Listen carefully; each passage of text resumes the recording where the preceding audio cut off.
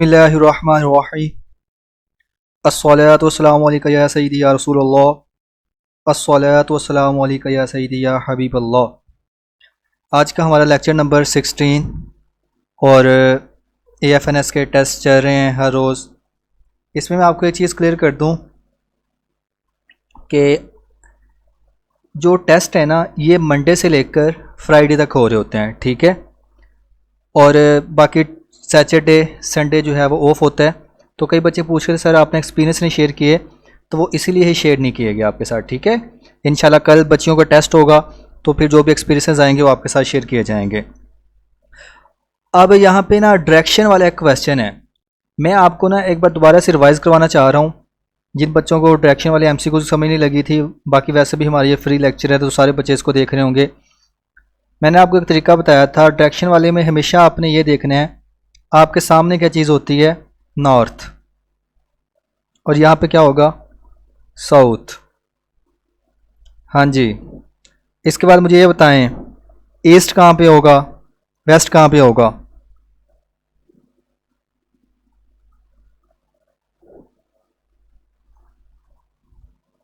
ये जिन बच्चों ने पहले लेक्चर्स लिए हुए ना वो मुझे बताएंगे।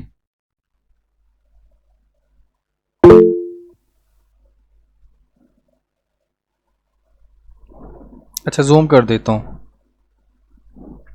स्क्रीन नज़र आ रही है आपको।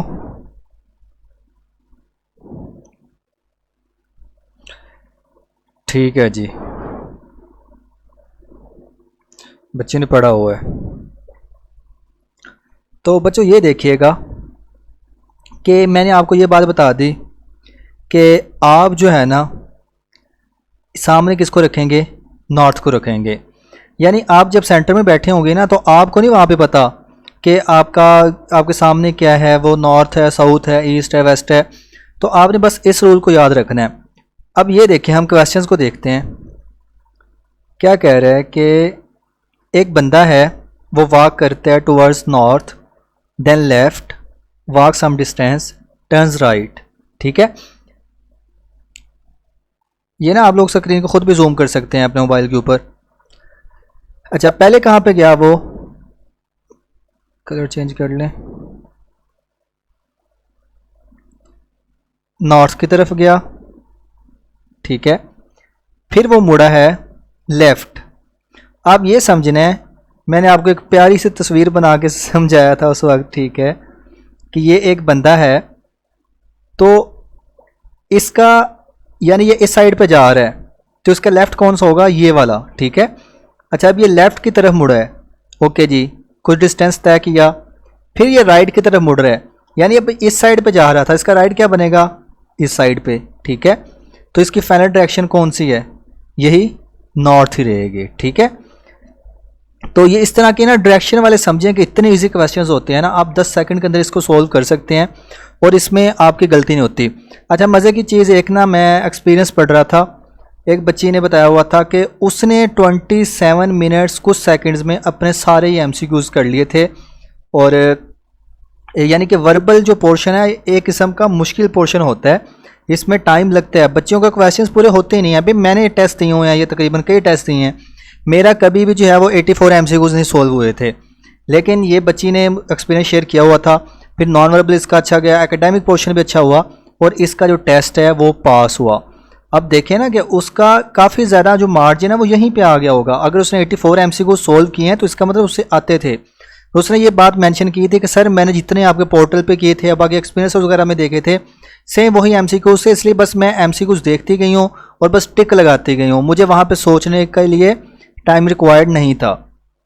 तो इस तरह जो है आप लोग भी अच्छे से प्रैक्टिस करके जाइएगा, क्योंकि जब आप लोगों की प्रैक्टिस होगी ना, यानी इंटेलिजेंस की अच्छी है, आपका इंटेलिजेंस अच्छा हो गया, तो जब एकेडमिक पोर्शन आएगा आप लोग उसको कॉन्फिडेंट होंगे, आपको परेशानी नहीं होगी कि पता नहीं मेरे पहले इंटेलिजेंस किस तरह का हुआ है, उसमें अच्छे मार्क्स आएंगे कि नहीं आएंगे। अच्छा अब फिर देख लेते हैं, ये ना कुछ हैं जो कि आपको क्वेश्चन तंग करते हैं, अल्फ़ाबेटिकली पूछ लेते हैं या वैसे पूछ लेते हैं, ये भी सारी कन्फ्यूजन्स आपकी अभी क्लियर कर दी जाएंगे। आपने ना स्टेटमेंट को पढ़ना है, ठीक है। अगर तो लिखा हुआ है अल्फ़ाबेटिकली, ठीक है, फिर तो समझें कि आप उसको ABC की फॉर्म में अरेंज करेंगे, ठीक है। अगर कोई लेटर रिपीट हुआ है तो आप जस्ट उसको एक दफ़ा काउंट करें, ठीक है। ये मैंने आपको करेक्शन करवाई थी कि जस्ट आपने एक दफ़ा ही काउंट करना है। अच्छा, अगर वो अल्फ़ाबेटिकली के लफ्ज़ इस्तेमाल नहीं करते, जैसे third last letter of augmented, ठीक है, इसमें वैसे मेरे ख्याल में स्पेलिंग एक मिसिंग है, तो इसमें फिर हम काउंट करेंगे। थर्ड लास्ट का मतलब यह है कि एंड से हम गिनना शुरू करेंगे, जो तीसरे नंबर पे आ रहा होगा उसको हम कहेंगे कि भाई ये जो है हमारे पास थर्ड लास्ट है। तो इस तरह से एमसीक्यूज को आपने सॉल्व करना है। बाकी ये डेज वाले भी मैंने ट्रिक आपको बताया हुआ है, +7 कर लें, ठीक है। तो इस तरह से हम सॉल्व करना होता है। सीरीज़ वाले क्वेश्चंस हैं, फिर ये परसेंटेज निकालने का तरीका भी बताया गया है। तो अब ना हम ज़्यादा बात करेंगे एकेडमिक पोर्शन के ऊपर, ठीक है। ये इंटेलिजेंस बहुत हो गया, बस इंशाल्लाह आप लोग इसको क्लियर कर ही लेंगे। अब ये देखें, ये आपका इंग्लिश में से आया हुआ है, ठीक है। एक बच्ची कह रही है सर अल्फ़ाबेटिक वाले दोबारा बता दें।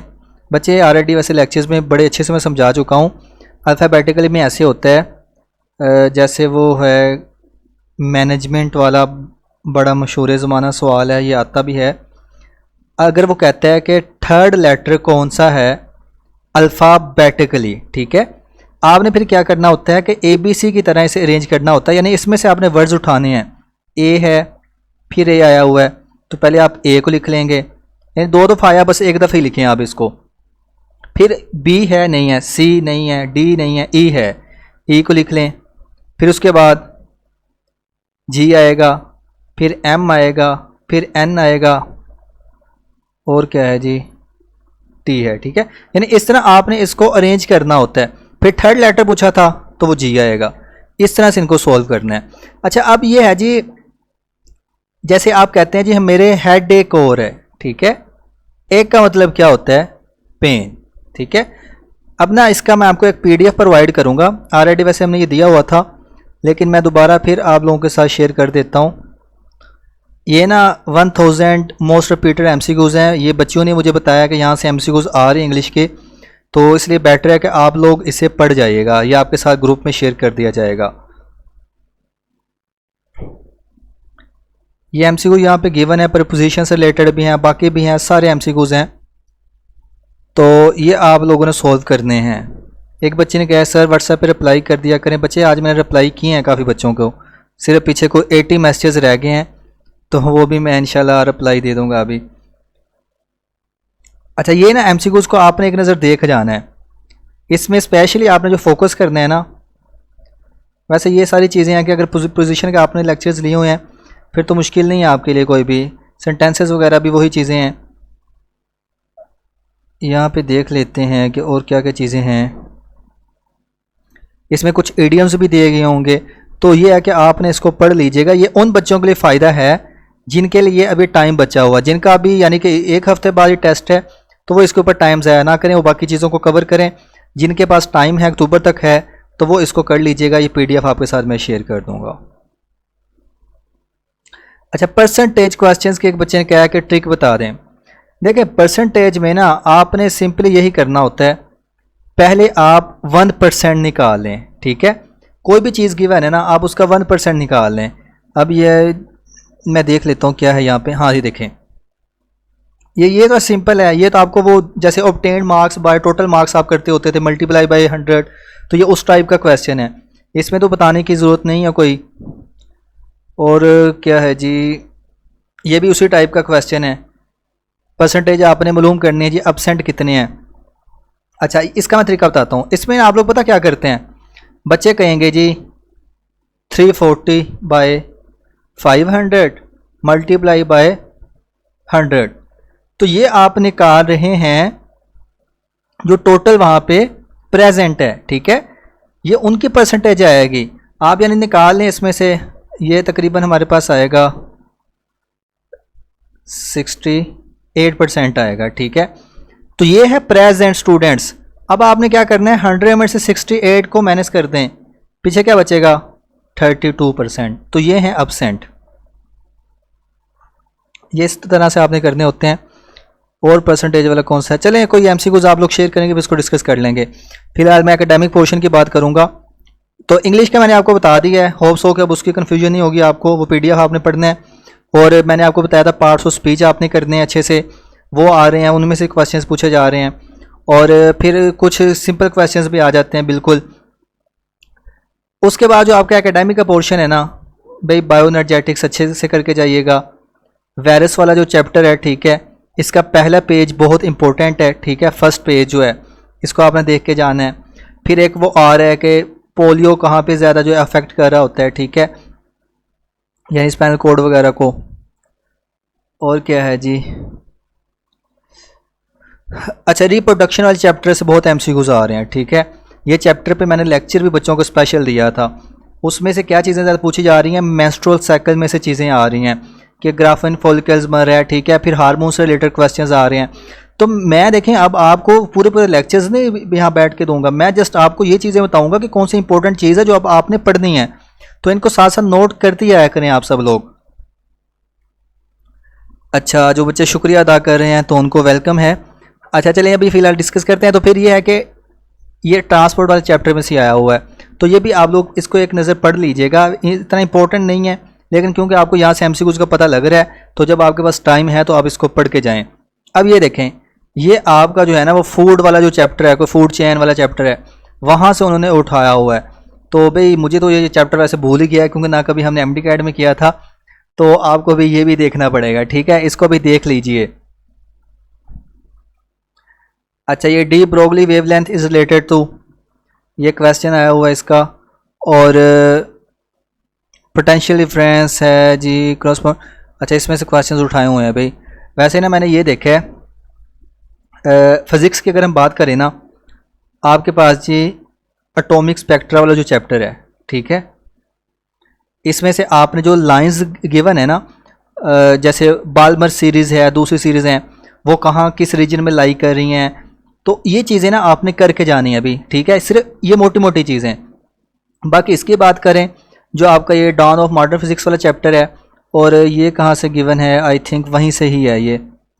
तो इस तरह की चीज़ें भी आ रही हैं। फिर ऑप्टिक्स वाला आपका जो चैप्टर है, कुछ बच्चों के इसमें से एमसीक्यूज आ रहे हैं। जैसे वो एक मैंने बताया था आपको, वो यंग्स मॉड्यूलस वाला कोई स्ट्राइप का है, तो इसका फार्मूला आप लोगों ने देख के जाना है भाई। अच्छा, ये भी जो है बड़ा सवाल आता है, मोहर सॉल्ट फार्मूला, इसको आपने करना है, ये इनऑर्गेनिक केमिस्ट्री में से है, ठीक है, सिर्फ यही वहाँ से आता है भाई। तो इसको रट्टा लगा लें अभी से ही, याद करें अभी, शाबाश। यहाँ मुझे कमेंट में लिख के बताएं क्या फार्मूला है इस साल्ट का।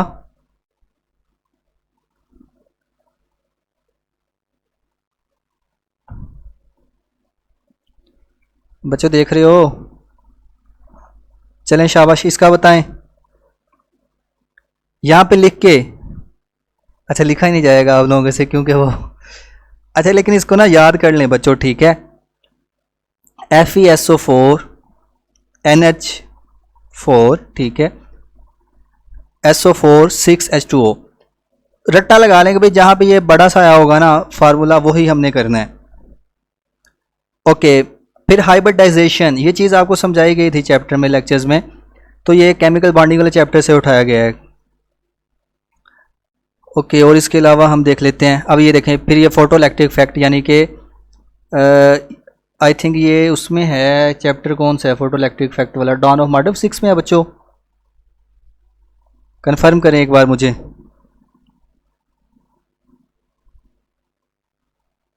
हाँ जी, ठीक है। अच्छा, जो न्यूक्लियर फिजिक्स वाला चैप्टर है ना, उसमें से एमसीक्यूज नहीं आ रहे, ठीक है, बहुत कम है, सिर्फ एक आधा मैंने एमसीक्यूज देखा था उसमें से आया था। तो वो ये है कि आप लोग उसके हवाले से इजी रहें। अच्छा, एक ना ये सवाल भी है, ये गैलेंस वाला सवाल भी आ जाता है, ये करवा दूं आपको। Helicopter users 80 gallons for 320 kilometre, तो 700 किलोमीटर के लिए कितना फ्यूल चाहिए। इसमें यही चीज़ है, मैंने ना आपको एक चीज़ समझाई थी कि जैसे वो क्या देते हैं जी, आप लोगों ने वो क्वेश्चन पढ़ा है ना कि वर्कर्स इतने हैं और जो काम कर रहे हैं वो इतना है, यानी कि मैन कितने हैं और जो डेज लग रहे हैं वो कितने हैं, ठीक है, यानी वो कहते हैं कि 10 बंदे हैं और वो काम करते हैं 5 डेज़ में, ठीक है। तो अब जो बंदे हैं वो हमने कर दिए हैं 20, तो बताएं कितने डेज़ लगेंगे। तो मैंने आपको ये बताया था बच्चों, सिंपली आप लोग क्या करें, ये ना इतने मुश्किल नहीं, डीप नहीं क्वेश्चंस होते। आप सिंपली बस ये देखें कि अच्छा 10 बंदे हैं वो 5 दिनों में काम कर रहे हैं, ठीक है। अब यहाँ पे 20 बंदे लिख लें आप, ये अपने दिमाग में आपने सब कुछ कर रहे होना है। यहाँ पे ये सवालिया निशान है, आपने डेज बताना है। अब इन दोनों का आपस में कंपेयर करें कि ये क्या है, आपस में वैल्यू यहाँ पे डबल हो रही है, ठीक है, यानी 10 का ये डबल है। मैंने कहा था जब एक साइड पे वैल्यू डबल हो तो दूसरी साइड पे क्या कर दीजिएगा, हाफ कर दीजिएगा, ठीक है। तो 5 का हाफ करने कितना होगा, 2.5, सिंपल। यानी एक साइड पे जो है वो एक जैसी चीज़ें रख लें, दूसरी साइड पे भी एक जैसी चीज़ें रख लें। फिर ये देखें कि कौन सी चीज़ जो है वो डबल हो रही है, कम हो रही है, तो दूसरी साइड पे उल्टा काम कर दें, सेम टू सेम। ओके हो गया बच्चों। अब यहाँ पे जो है ना, हमने यही वाला फार्मूला अप्लाई करना है। Okay 1 minute. क्वेश्चन गिवन है जी 80 गैलन्स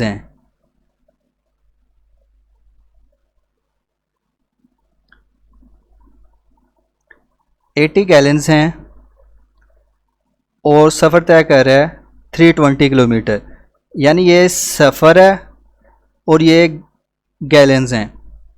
फिर हमारे पास यहाँ पे गैलन्स पूछी गई हैं और यहाँ पे 700 दिया गया। अब इसमें ना तरीकाकार ये होता है कि आप एग्जैक्ट वैल्यूज़ पे अगर नहीं भी पहुँच पाते ना, तो आप नियर अबाउट देख लिया करें। जैसे अब देखें 300 है, ठीक है, इस साइड के वैल्यू दोनों को देखें आपस में, ये 700 और 300 के दरमियान में क्या रिलेशन है, 320 का अगर डबल करें तो कितना बनता है, तकरीबन 640। यानी हम बस अप्रोक्सीमेट लगा लेंगे कि भाई ये ना बराबर, यानी इसका डबल बनता है। तो ये जो है यहाँ पे ये क्या होना चाहिए फिर, अच्छा 1 मिनट, हमारे पास पहले 320 गैलन्स हैं, अच्छा 320 किलोमीटर है, 80 गैलन्स है। इसमें फार्मूला थोड़ा सा चेंज होगा। 1 मिनट बच्चों, मैं आपको ना अभी करवाता हूँ ये, क्योंकि अगर इस तरह से हम चलेंगे ना, एक साइड पे अगर डबल हो रहा है, यहाँ पे हाफ करेंगे तो काम ख़राब हो जाएगा। इसके लिए एक और चीज़ मैंने बताई थी, ये जो पहले फार्मूला बताया ये है काम करने के लिए। अगर कोई काम कर दे, जैसे एक आपने पढ़ा होगा कि 5 बंदे हैं और वो 5 मिनट में 5 पेपर्स लिखते हैं, ठीक है। तो इसी तरह कंडीशन वो दे देते हैं कि एक बंदा जो है 1 मिनट में कितने पेपर लिखेगा, या जैसे मैंने भी एग्जांपल दी उसमें तो ये फॉलो होगा। इस तरह की सिचुएशन में ना आपने एक और चीज़ याद रखनी है। अब बच्चे कई कंफ्यूज होंगे, सर जी ये क्या हुआ, सर जी वहाँ पे हमें कैसे पता लगेगा कि हमने क्या करना है। बस आप याद रख लें, जहाँ पे गैलेंस वाला आएगा ना बच्चे, मैं अभी आपको समझा रहा हूँ, अभी जिसको स्क्रीन नज़र नहीं आ रही वो दोबारा ज्वाइन करें।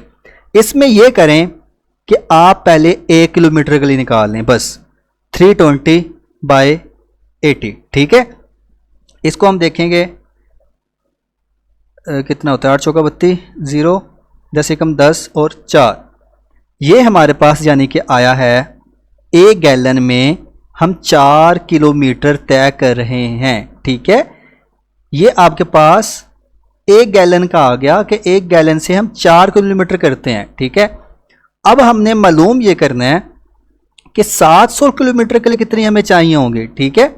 अब आप इसको करके देख लें, 700 डिवाइड कर लें बाय 4 कर लें, ठीक है, या वैसे आपने इसको मल्टीप्लाई करके देखना है। बेहतर यही है कि आप इसको इससे मल्टीप्लाई कर लें, 4 एकम 4, 4 एकम 4, 3 इधर आ जाएगा, 4 7 28, 2 और ये हमें चाहिए होंगी 175 गैलन्स। बच्चे मैं दोबारा आपको समझाता हूँ, क्रॉस मल्टीप्लाई भी कर सकते हैं आप, वो वाला फार्मूला भी अप्लाई कर सकते हैं, ठीक है। जैसे कौन सा फार्मूला होता है मैं अभी बताता हूँ, लेकिन ना ये चीज़ें मैं आपको इस तरह से क्यों समझा रहा हूँ, क्योंकि वहाँ पे इतना टाइम नहीं होता कि आप कैलकुलेशंस कर सकें वहाँ पे बैठ के, या आप इस तरह सोच सकें। इसके लिए यही होता है कि आपको बस एक ट्रिक पता हो। नहीं तो वैसे हम मैथ में जो फार्मूला पढ़ते हैं ना वो ऐसे होना चाहिए, गैलन्स, ठीक है, फिर उसके बाद ट्रैवल कितना कर रहा है, यानी ये 1 गैलन, ये 1, फिर यहाँ पे G2T2, फिर आप इन वैल्यूज़ को कन्वर्ट करेंगे किसको कहाँ पे रखना है, यानी जो क्रॉस मल्टीप्लिकेशन होती है, एक चीज़ को जो मालूम करने एक साइड पे रख लें, बाकी सारी दूसरी साइड पे मूव कर लें, लेकिन ये बन जाएगा लंबा चौड़ा काम, ठीक है। और वहाँ पे इतना टाइम नहीं होगा कि आप इतनी मल्टीप्लिकेशन करें, और वो भी अपने फिंगर्स के ऊपर।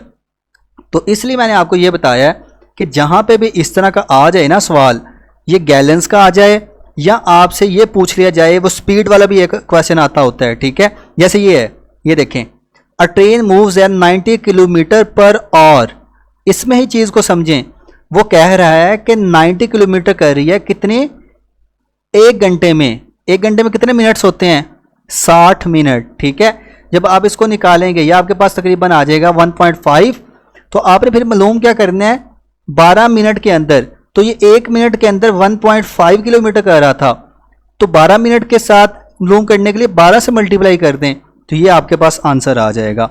बच्चों समझ ही लगी है यहाँ तक कि बस ऊपर से गुजर गई है? नहीं समझ लगी, मैं दोबारा समझा दूंगा आपको। बताएं ज़रा जल्दी से मुझे, ताकि फिर हम आगे मूव करें।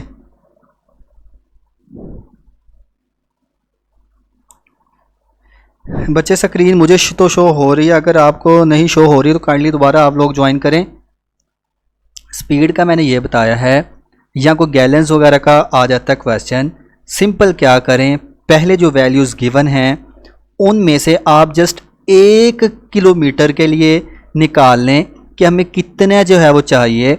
या अगर स्पीड वाला आ जाता है तो आप ये देख लें कि 1 मिनट में कितने किलोमीटर वो तय कर रहा है, ठीक है।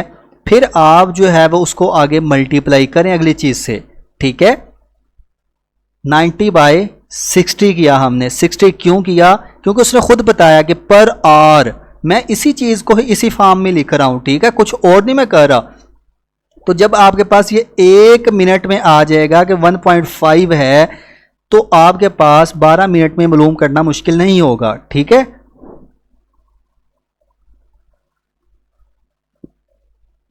सर जी जिसको रेशियो पे रख के ज़ीरो, बच्चे सारे MCQ इस तरह के नहीं होते ना जहाँ पे आप ज़ीरो को ज़ीरो से कैंसिल कर सकें, ठीक है। और वो उसके लिए आपको एक रिटर्न फॉर्म चाहिए कि आप किस चीज़ को लिख सकें। अब जैसे मैंने आपको ये बताया 90 किलोमीटर पर आवर, आप अपने दिमाग में सोच सकते हैं कि अच्छा 90 को ऊपर रखा है, नीचे 60 है, इसको अगर हम करेंगे तो तकरीबन हमारे पास 1.5 आएगा। तो ये चीज़ें आप इजीली कर सकते हैं दिमाग से, लेकिन अगर वैसे पूरी इक्वेशन बनाएंगे तो मुझे ये लगता है कि आप वहाँ पे कंफ्यूज हो जाएंगे। अच्छा चलें अब आगे बच्चों करते हैं।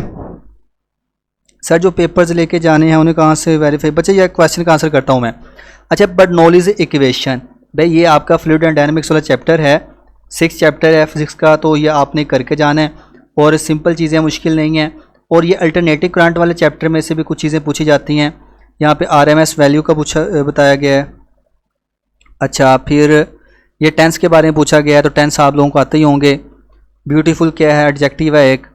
और किस टाइप के क्वेश्चंस हैं जी, ऑड वन आउट, ये तो बहुत आता है, ये पांडा वाला जो है ना क्वेश्चन।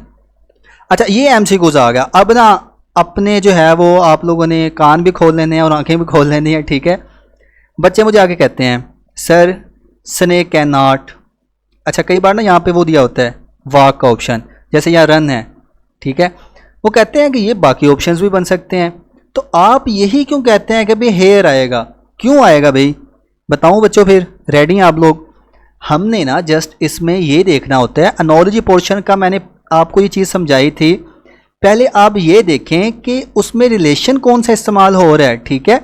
रिलेशन यानी कि कौन सी चीज़ के ऊपर वो बात कर रहे हैं। जैसे मैं आपको एग्जांपल देता हूँ, 2 लड़कियाँ खड़ी जो है ना वो बात कर रही हैं कि जी ये जो इस कलर की शर्ट है ना ये बहुत प्यारी है, और एक तीसरी लड़की आगे कहती है जी इस मेरे तो जो है ना वो बूट तुम्हारी शर्ट से ज़्यादा प्यारे हैं, ठीक है। यानी बात हो रही थी शर्ट की, लेकिन एक लड़की आके अपने शूज़ की बातें करने लगी है। तो क्या ये कोई रिलेशन बनता है आपस में, नहीं बनता, ठीक है, क्योंकि वो किसी और चीज़ की बात कर रही हैं।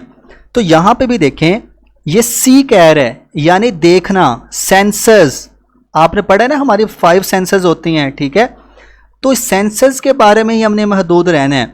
तो स्नेक कैन नॉट, स्नेक की कौन सी ऐसे सेंसर जो नहीं होती, तो ये सुन नहीं सकते, ठीक है। रन तो सेंसर्स में नहीं आता, ना ही फ्लाई आता है, और सी जो है सी तो ये कर सकते हैं। तो इसलिए आप लोग हेयर को चूज करेंगे। बच्चे अगर स्क्रीन शो नहीं हो रही, 1 मिनट में यहां से दोबारा कर लेता हूं। अच्छा, ये ना बच्चे रिक्वेस्ट कर रहे हैं कि सर दोबारा जो है वो गैलेंस वाला करवा दें। आप रट्टा लगा लें, ठीक है, जहाँ पे भी गैलेंस वाला आ जाएगा ना, वो कहता है, मैं ना आपको इसको सिंपल करके समझाता हूँ।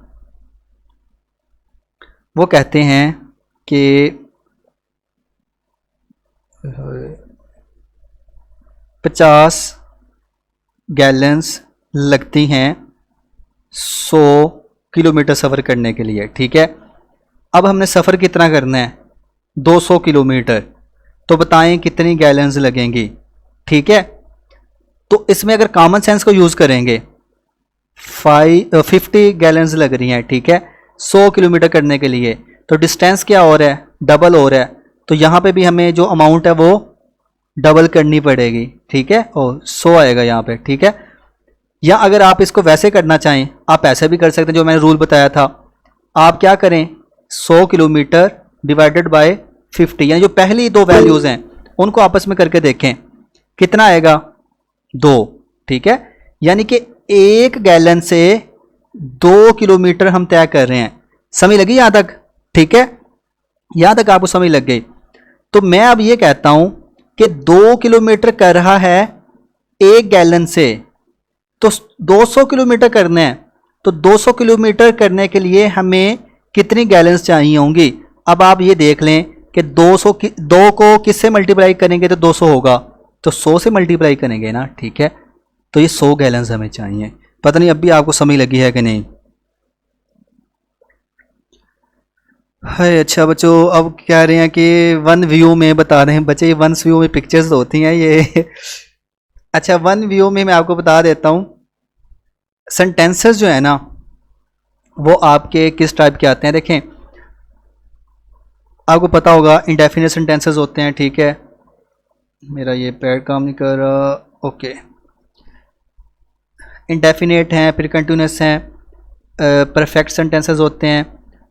इनमें से तो वो बहुत कम ही पूछते हैं, ठीक है। ज़्यादातर ये होता है डेक्लरेटिव सेंटेंसेस, एक्सक्लेमेटरी सेंटेंसेस। तो जहाँ पे भी इस तरह का साइन लगता है ये क्या होते हैं, एक्सक्लेमेटरी सेंटेंसेस होते हैं, ठीक है। फिर इसमें भी डिफरेंट टाइप्स होती हैं, लेकिन आपसे चीज़ें नहीं पूछी जाती। अच्छा, अगर किसी में कोई दुआ की जा रही है, ठीक है, या फिर क्या कहते हैं आपको जो है वो प्लीज़ ओपन द डोर, इस टाइप का किया जा रहा है, तो वो क्या होते हैं, इम्पेरेटिव। एक्सक्लेमेटरी तब होता है अगर इस तरह का निशान लगा तो ये लाजमी है। इंटेरोगेटिव में क्या होता है, इस तरह का ये लाजमी है, ठीक है। अब ये देखें यहाँ पे ये लगा हुआ है, एक्सक्लेमेटरी साइन लगा हुआ है, तो ये एक्सक्लेमेटरी सेंटेंसेस बनेंगे।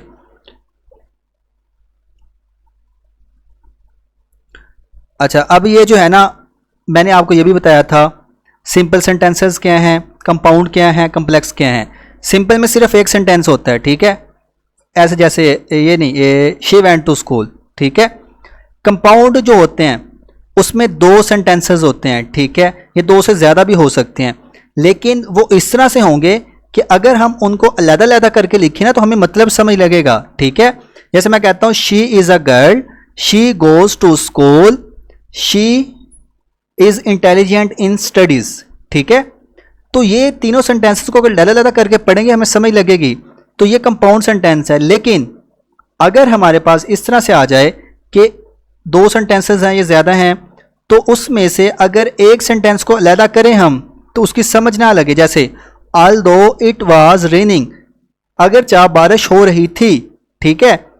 अब आपको क्या पता बारिश हो रही तो फिर क्या हुआ, ठीक है, मतलब समझ नहीं लगा ना। तो इस तरह के होते हैं कम्प्लेक्स सेंटेंसेस। चलें, अब यहाँ ये चीज़ें सारी वो उससे रिलेटेड हैं, इंग्लिश से रिलेटेड। ये PDF ऑलरेडी आपके पास आ चुके हैं, तो अब ज़्यादा हम इस पर टाइम ज़्यादा नहीं करते। तो अब आप लोगों के हम क्वेश्चंस लेंगे। अच्छा, क्या बच्चे क्या कह रहे हैं, लेक्चर लिसन किए हैं, स्क्रीन शो नहीं हुई। बच्चे स्क्रीन शो नहीं हुई, कोई बात नहीं, अब स्क्रीन का टाइम ख़त्म हो गया। ये लेक्चर की रिकॉर्डिंग आपको बाद में मिल जाएगी। और यहाँ पे जी अब आप लोगों के ना क्वेश्चंस ले लेते हैं। मुझे ना यहाँ पे अच्छा माइक ऑन कर लेता हूँ, साथ साथ स्क्रीन भी शो होती रहेगी। एनिमेलिया वाला चैप्टर किस तरह से करना है, इस पे ऑलरेडी मैंने एक लेक्चर दिया था बच्चों को। अच्छा, माइक ना काइंडली बाकी बच्चे अपना बंद रखेंगे, ठीक है। आपको इस तरह का नीचे एक ऑप्शन शो होता होगा, तो वो बंद रखना है। जस्ट जो एक बच्चा बोले वही जो है उस टाइम पे बोले, और एक क्वेश्चन करे, बस एक से ज़्यादा क्वेश्चन नहीं करना किसी ने भी।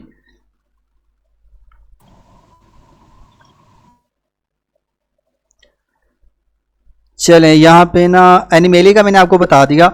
उसमें ना ज़्यादा आपको एग्जांपल्स पता होने चाहिए, सिमेट्री पता होनी चाहिए, ठीक है। और मोस्टली यही चीज़ें बस आती हैं, ज़्यादा डीप नहीं जाते वो।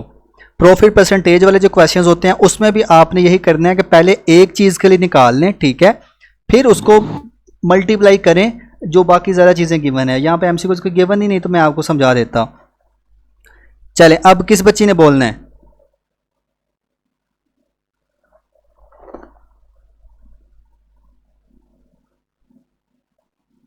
आप लोग माइक अपना ऑन कर सकते हैं।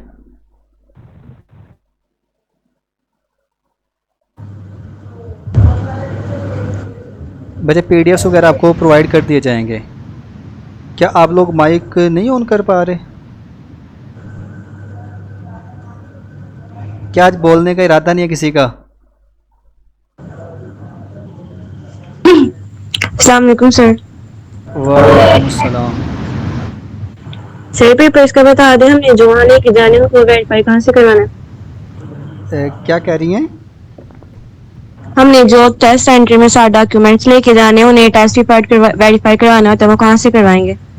बच्चे वेरीफाई तो कहीं से भी नहीं करवाना होता। आप जो है वो डॉक्यूमेंट्स लेके जाएंगे ना, जो बताया गया मेडिक्स में। उसमें कुछ हैं जो आपको टेस्टेड करवाने पड़ते हैं, वो भी इस कंडीशन में।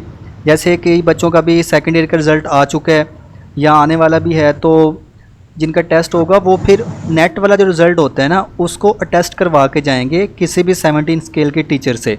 ये सिर्फ काम करना होता है। अगर ओरिजिनल डॉक्यूमेंट्स हैं तो आपको टेस्टेशन की ज़रूरत नहीं है, और वहाँ पे जाएंगे सेंटर में, बाकी फिर वो आपके खुद डॉक्यूमेंट्स वगैरह चेक करेंगे। मीन्स हमारे पास जो मैट्रिक का सनद होती है उसको कुछ नहीं करवाना, नहीं, कुछ भी नहीं करवाना, कुछ भी नहीं। Okay, thank you. अस्सलाम वालेकुम सर। वालेकुम अस्सलाम। सर मैंने सुना था कि अगर हम इनिशियल टेस्ट पास कर भी लेते हैं, सवाल बोर्ड के बारे में इंफॉर्मेशन दे दें। बच्ची अभी एक बच्चे बोल रही थी, उसको तो बोलने दें। काइंडली बाकी लोग अभी खामोश रहें। ये पहले कौन सी बच्ची बोल रही थी? काइंडली वो बोले। मैंने सुना था कि अगर हम इनिशियल टेस्ट पास कर भी लेते हैं तो उसके बाद अगर हमें सिफारिश ना हो तो उसके बाद भी हमें इंटरव्यू के लिए कॉल नहीं आती। तो क्या ये मैंने सही सुना है? Answer is this. बच्चे ये रोंग है, ठीक है। मैंने पहले आपको बताया है, इनिशियल टेस्ट प्लस एफएससी ये आपकी अच्छी है तो आपका इंटरव्यू की जो है कॉल वगैरह आ जाती है, और आगे आपकी सिलेक्शन भी हो जाती है। अगर यहीं पे आप जो है वो कम परफॉर्म कर रहे हैं तो फिर आपकी अपनी गलती है। आगे चलें, अगला क्वेश्चन।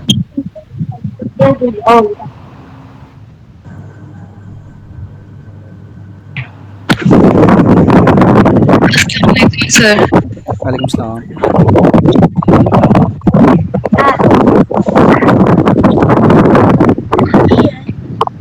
Hello sir. जी जी बच्चे बोलें। सर मेडिक्स प्रेप की वेबसाइट पे कितने मॉक टेस्ट होते हैं फॉर प्रैक्टिस? बच्चे हमने जो है ना हर तरह की कैटेगरी के एमसीक्यूज डाले हुए हैं, वर्बल के भी, ठीक है, नॉन वर्बल के भी हैं। एकेडमिक पोर्शन में भी काफ़ी चैप्टर्स के एमसीक्यूज हमने चैप्टर वाइज डाले हुए हैं। इसके अलावा हमारे ग्रैंड टेस्ट भी पड़े हुए हैं 2 वहाँ पे, और एक तीसरा ग्रैंड टेस्ट भी हमारा कल परसों होना है, तो वो भी हम अपलोड कर देंगे। यानी मटेरियल बहुत ज़्यादा पड़ा हुआ है कि आप जो है अच्छी प्रैक्टिस कर सकते हैं वहाँ से। सर टोटल कितने हैं एकेडमिक के? बच्चे मैंने चैप्टर्स का तो नहीं गिना, लेकिन काफ़ी ज़्यादा हैं। ये समझ लें कि सिर्फ कोई 2-3 चैप्टर्स के स्किप होंगे, बाकी सब के हमने ऐड किए हुए हैं वहाँ पे। सर अस्सलाम वालेकुम। वालेकुम अस्सलाम। सर आपसे पूछना था कि बहावलपुर बोर्ड में ना हमारा फर्स्ट ईयर का रिजल्ट कार्ड नहीं आया, तो उधर कोई वो इशू तो नहीं होगा? हमने वैसे एप्लीकेशन लिखवाई है। नहीं, फर्स्ट ईयर का रिजल्ट कार्ड मतलब नहीं आप होप सर्टिफिकेट पे जाना है आपने? बहावलपुर बोर्ड में ना नहीं, मैंने 12वीं के पेपर दे दिए हैं, लेकिन हमारा फर्स्ट ईयर का रिजल्ट कार्ड नहीं आया। नहीं, 1 मिनट, आपका टेस्ट कब है? मेरा 19 को है। और रिजल्ट कब आ रहा है सेकंड ईयर का? 18 को। तो ठीक है, जो 18 का आपका रिजल्ट आएगा ना, इसको प्रिंट करवाइएगा प्रिंसिपल से, किसी भी 17 स्केल से या कोई भी हो, उसे टेस्ट करवा के ये ले जाइए, ये चल जाएगा आपका। तो सर वो ओरिजिनल तो नहीं मांगेंगे फर्स्ट ईयर का? ओरिजिनल वो बाद मेरे में पास चाहिए नहीं होगा, है। ओरिजिनल बाद में चाहिए होगा, ठीक है। फर्स्ट ईयर का मैटर ही नहीं करेगा अगर आपका सेकंड ईयर का आ गया। तो जी, उसमें भी नहीं आई है, मतलब कि बाकी बोर्ड्स में आ गई है, तो कुछ नहीं बहावलपुर में होता, नहीं आई। अगर रिजल्ट का ओरिजिनल है कोई मसला नहीं है। चलें आगे चलें। सर जीके के क्वेश्चन भी आते हैं पेपर में? नहीं, बच्चे नहीं आते। अच्छा, ये एक बच्चे ने पूछा हुआ है, अंजम पॉल, अंजी पता नहीं क्या नाम है, मैं 2 दफ़ा पूछ चुकी हूँ, क्या मैं भी इस सेशन ज्वाइन कर सकती हूँ? टेस्ट नेक्स्ट के लिए दिन है। बच्चे आप ज्वाइन कर सकती हैं, ठीक है। अगर अभी से आपने हमारे वो जो भी चीज़ें हैं ज्वाइन करनी हो, अगर आप फ्री हैं तो आप कर सकती हैं। हाँ जी, आगे कोई बच्चा? अस्सलाम वालेकुम सर। वालेकुम अस्सलाम। सर जिनका मेरा टेस्ट है 16 को परसों, और रिजल्ट आ रहा है 18 को, और हमारा फर्स्ट ईयर का रिजल्ट हमारा भी नहीं अभी आया, तो फिर क्या चाहिए फिर उधर? बच्चे, आपका जो नेट पे रिज़ल्ट आया होगा ना, उसी को प्रिंट करवा के फर्स्ट ईयर वाला, उसको टेस्टेड करवा के ले जाएं। जी सर। जी बच्चे, और किसी का क्वेश्चन? अच्छा सर, मैंने पूछा जी था। जी सर, मैंने पूछा था, मैंने ना पेपर एफएससी के रिपीट किए हैं, और हमारे आपको पता है सेकेंड ईयर का रिजल्ट आने वाला है। मेरा पेपर जो है एएफएनएस का जो टेस्ट है वो 6 अक्टूबर को है, तो उससे पहले मेरा फर्स्ट ईयर का रिजल्ट तो नहीं आएगा। मैंने उसके भी कुछ पेपर रिपीट किए हैं और सेकेंड ईयर का आ जाएगा, तो फिर मैं उसका बच्चे, क्या करूँगी? इम्प्रूवमेंट का जो रिज़ल्ट होता है ना, वो इकट्ठा आता है। आपका भी 19 को एक साथ आ जाना है रिज़ल्ट, 19 को 18 को जब भी है। आपका फर्स्ट ईयर का भी उसमें लिखा होगा, सेकंड ईयर का भी आएगा। दोनों आ हाँ, जाएंगे? दोनों को एक साथ आएगा। Okay okay. तो फिर मैं उसको ओरिजिनल लेके, यहाँ जो दूसरी होगी प्रिंट करवा के उसको टेस्टिफाई करवा के लेके जाऊंगी? हाँ, जो प्रिंट करवा के बस उसी को टेस्ट करवा के ले जाइएगा। ओके। अस्सलाम वालेकुम सर। वालेकुम सलाम। सर ऐसा होता है कि जिस दिन टेस्ट की डेट आई है उस दिन ना जाएं और 5-6 दिन बाद या 10 दिन बाद आप चले जाएं तो वो टेस्ट ले लेते हैं किसी मजबूरी की वजह से। बच्चे, अगर तो आप आपको है कोई ऐसा काम, अर्जेंट काम है, ठीक है, कोई मजबूरी बनी है, फिर तो है, आप जा सकते हैं, वो टेस्ट भी आपका लेंगे, कोई मसला नहीं करेंगे, लेकिन पूछेंगे सही कि आप पहले क्यों नहीं आए। अगर आपको कोई जेन्युइन रीज़न है तो आप ना जाएं, आप बाद में जा सकते हैं। सर बीएस के पेपर थे, एक 11 को था और एक 20 को है, तो इन दिनों के दरमियान मुझे प्रिपरेशन की भी जरूरत थी, तो इस वजह से नहीं मैं जा सकी। तो अगर मैं बाद में चले जाऊँ तो वो ले ठीक लेंगे? है, कोई मसला नहीं है।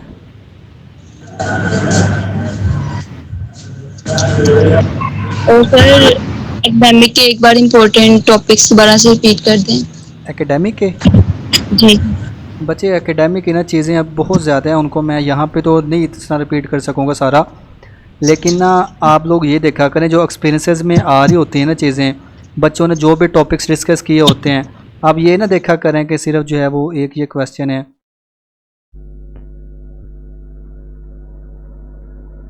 फाइनली आप लोग ना उसमें से देखा करें कि क्वेश्चन किस टॉपिक में से ज़्यादा पिक हो रहा है। बाकी मैं कोशिश करूँगा, या अगर आप में से कोई स्टूडेंट इस काम के लिए विलिंग हो तो वो ये नोट करे कि कौन कौन से टॉपिक्स में से अभी तक एमसीक्यूज आ चुके हैं। और ना याद रखिएगा, बस ये एक हफ़्ता गुजर गया है, अभी इस हफ्ते में हमें थोड़ा सा पता लगेगा। इन 2 वीक्स में जो चीज़ें आ रही होंगी ना, तो समझ रही।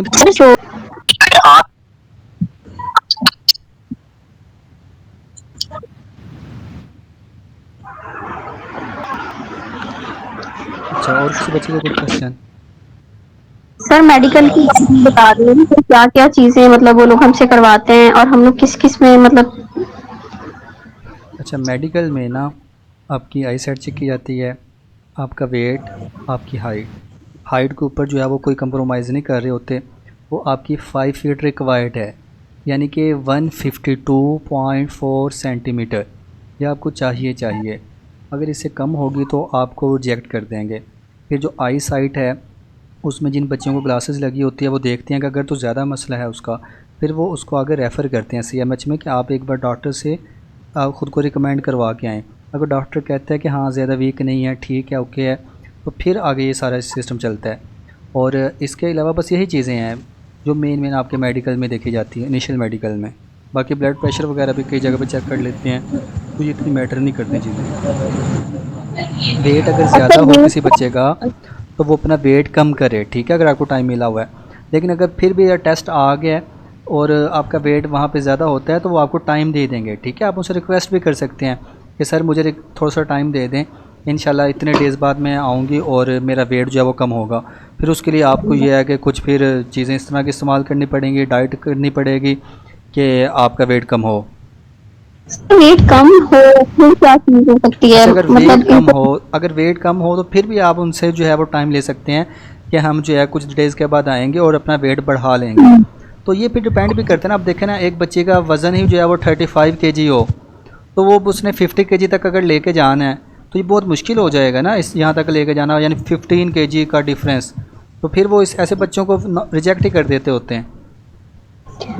सर ये सब कुछ हमारा इनिशियल क्लियर होने के बाद होता है ना, अगर हम जी ऐसा ही होता है, ऐसा ही होता है। चलें और किसी को मौका दें। सर जी अगर मिनिमम रिक्वायरमेंट कौन सी बच्ची यहाँ पे कह रही है 42 अगर हो? जी सर, अगर 5 फीट हाइट हो 5.34 तक और उसके बाद अगर 42 या 43 तक वेट हो तो फिर बच्चे फिर कुछ खाया पिया करें, ठीक है। इसमें ये है सर जी खाते हैं, लगता ही नहीं है।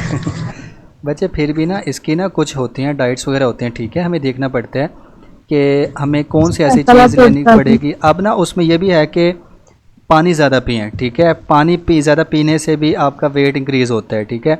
फिर उसमें कुछ आप खुराक इस टाइप की लें, प्रोटीन डाइट हो, उससे भी आपको थोड़ा फ़र्क पड़ेगा।